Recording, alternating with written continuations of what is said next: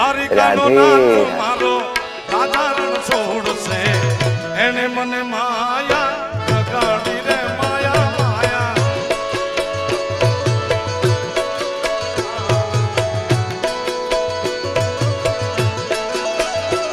દ્વારકાધીશની મૂર્તિના મને વાત કરી ટીમાણિયા પરિવારે એટલે મેં નાનકડું સૂચન એ કર્યું કે જેની ધરતીમાંથી જેની જમીનમાંથી નીકળી હોય એને કહેજો મારા વતી કે નાનું એવું પ્રતિકાત્મક મંદિર બનાવે જે ધરતીમાં કનૈયો પોતે નીકળ્યો છે સાહેબ.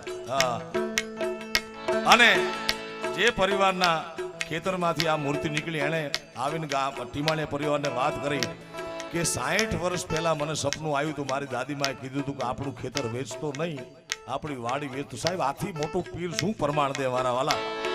અને દ્વારકાધીશનો જ અંશ છે આ કૃષ્ણ પરમાત્મા. આપણને બધાને આખી વાત ખબર છે. દ્વારિકાનો નાથ મારો રાજા